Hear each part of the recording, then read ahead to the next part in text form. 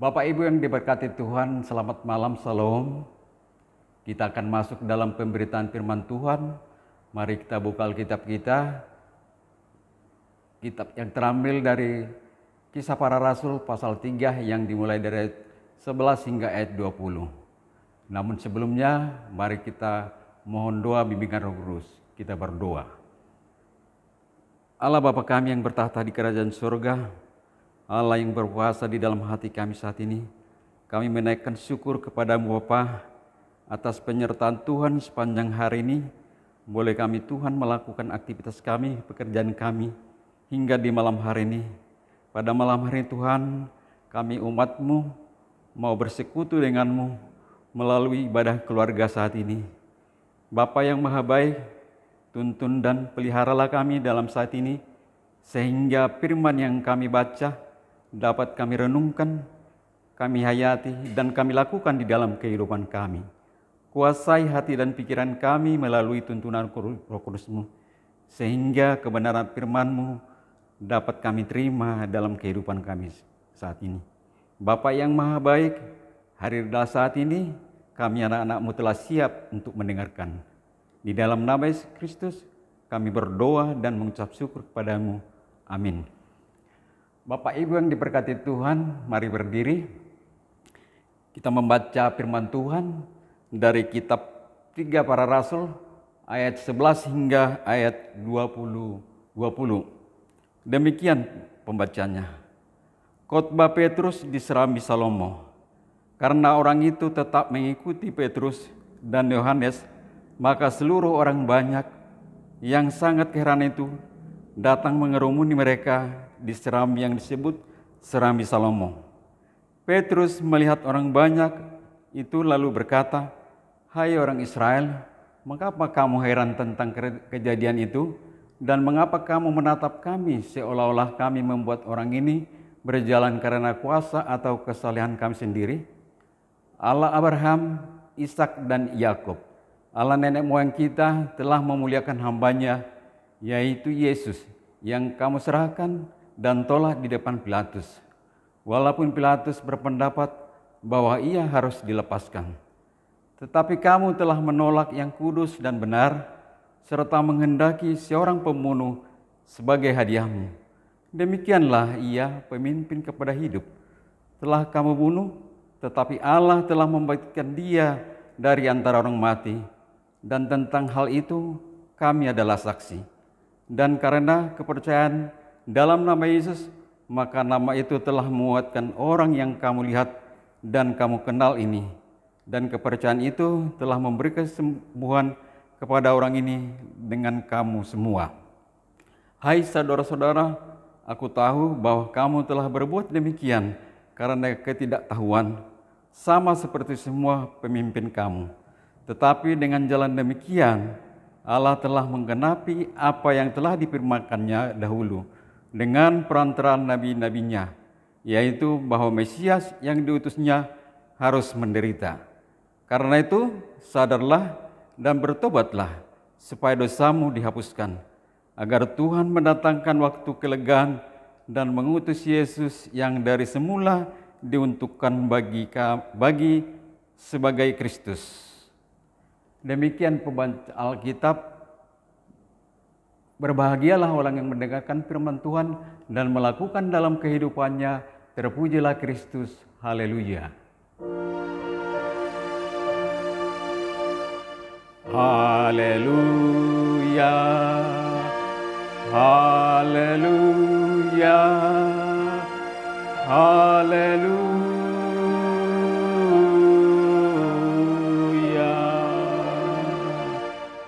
Jemaat dipersilakan duduk kembali. Bapak Ibu yang diberkati Tuhan, saat ini tema kita adalah hidup sebagai komunitas pemulih. Berjuang bangkit dari penderitaan tidaklah mudah.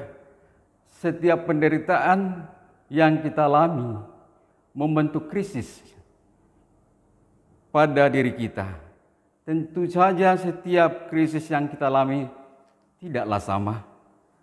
Saat menghadapi krisis bisa menjadi lebih baik, bahkan lebih buruk. itu pilihan kita. Seperti halnya krisis yang kita alami selama pandemi. Para pekerja yang diputus dari pekerjaannya, mereka yang usahanya terpaksa ditutup dan kebingungan membayar hutang. Anak-anak bersekolah jarak jauh kesulitan mengakses pendidikan karena jaringan internet yang terbatas. Belum lagi masalah-masalah yang menimpa. Berbagai bencana yang menimpa saudara-saudara kita di berbagai wilayah Indonesia. Bapak Ibu yang diberkati Tuhan, krisis ini sungguh sebuah pertaruhan. Masa depan pribadi, keluarga, bahkan lebih luas lagi gereja dan bangsa kita. Nats firman Tuhan saat ini adalah pemberitaan Injil yang dilakukan oleh Petrus. Dia berkhotbah memberitakan Injil Kristus. Secara keseluruhan, khotbah Petrus terfokus pada berita keselamatan yang dinyatakan Allah melalui Yesus Kristus. Saat Petrus dan Yohanes berjumpa dengan orang lumpuh, mereka sama sekali tidak menampilkan diri sebagai orang berkuasa memberi kesembuhan, tetapi ia melakukan di dalam nama Yesus Kristus. Mari kita lihat di ayat 12. Petrus melihat orang banyak itu lalu berkata, "Hai orang Israel, mengapa kamu heran tentang kejadian itu? Dan mengapa kamu menatap kami seolah-olah kami membuat orang ini berjalan karena kuasa atau kesalahan kami sendiri?" Bapak Ibu yang diberkati Tuhan Yesus Kristus, khotbah Petrus di Serambi Salomo mengingatkan peristiwa di mana Yesus bersama-sama para muridnya juga pernah berada di Serambi itu menyampaikan pengajaran.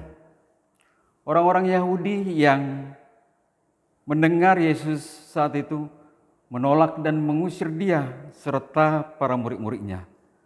Gambaran penolakan itu tidak menghentikan dirinya untuk bersaksi tentang Yesus. Dan momen itu digunakan sebagai kesempatan menjelaskan keselamatan hanya di dalam Yesus Kristus. Bapak Ibu yang diberkati Tuhan, hal yang pertama yang kita lihat adalah kesembuhan hanya di dalam Yesus Kristus.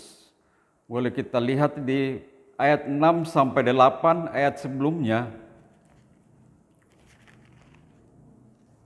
Tetapi Petrus berkata, "Emas dan perak tidak ada padaku, tetapi apa yang kupunyai kuberikan kepadamu. Demi nama Yesus Kristus orang Nazaret itu, berjalanlah." Lalu ia memegang tangan kanan orang itu dan membantu dia berdiri. Seketika itu juga kuatlah kaki dan mata kaki orang itu. Ia melonjak berdiri, lalu berjalan kian kemari dan mengikuti mereka ke dalam bait Allah, berjalan dan melompat-lompat serta memuji Allah.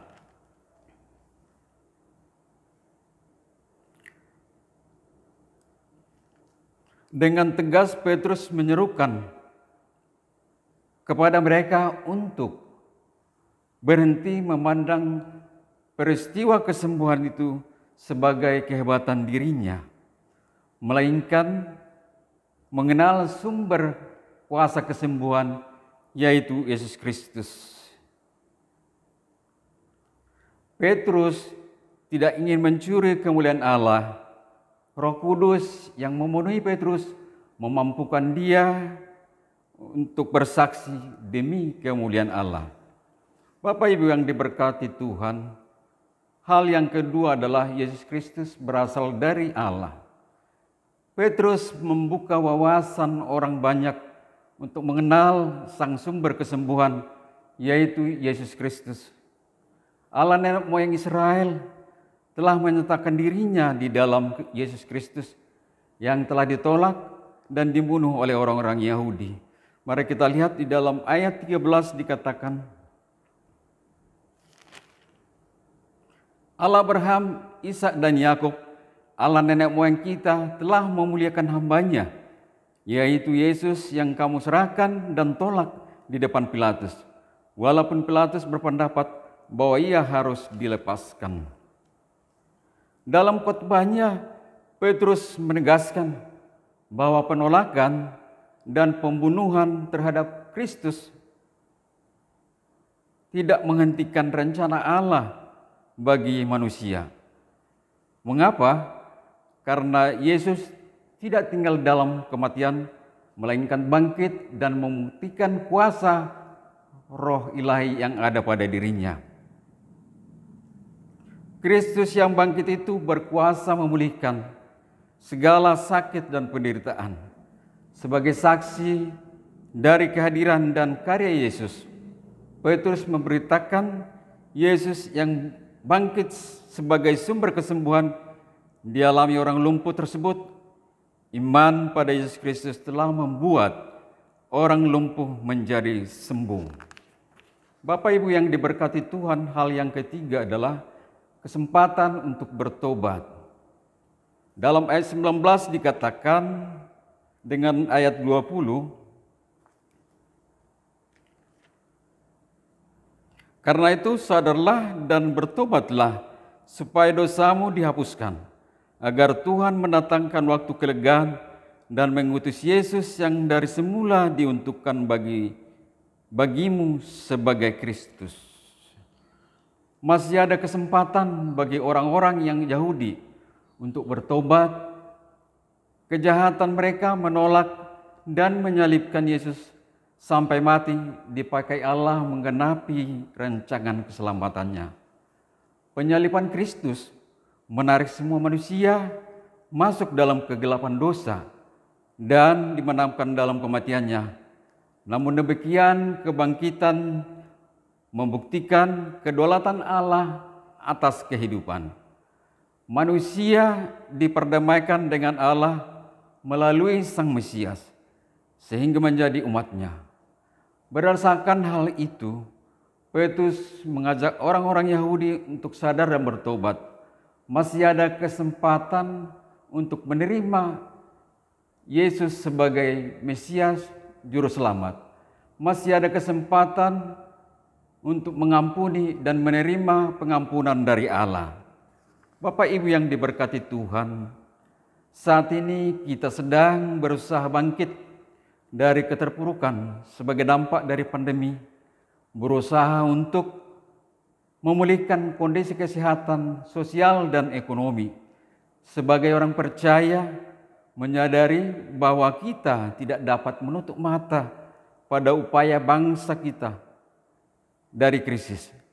Allah Tritunggal mempersatukan umatnya dalam kuasanya yang menghidupkan, sedang mengutus kita menjadi komunitas pemulih di tengah krisis saat ini.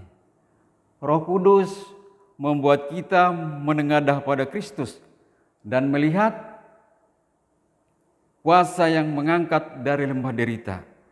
Dengan kuasa nama Yesus kita pertama-tama telah dipulihkan di dalam Dia, sehingga beroleh keberanian menjalani anugerah kehidupan darinya. Bapak Ibu yang diberkati Tuhan, malam ini kita diingatkan untuk besarnya kuasa dalam nama Yesus. Ia membawa kita dalam kehidupan sejati. Roh Kudus memampukan kita untuk menyampaikan berita Injil yang memulihkan dan meneguhkan iman segenap orang percaya untuk berani bangkit dan berkarya. Kuasa Roh Kudus menuntun orang percaya menghadapi kebiasaan baru pasca pandemi yang mengubah. Berdoalah agar Roh Kudus memampukan kita dengan kuasa untuk menjadi pribadi-pribadi pemulih di kehidupan sehari-hari. Tuhan memberkati firman-Nya di antara kita. Amin.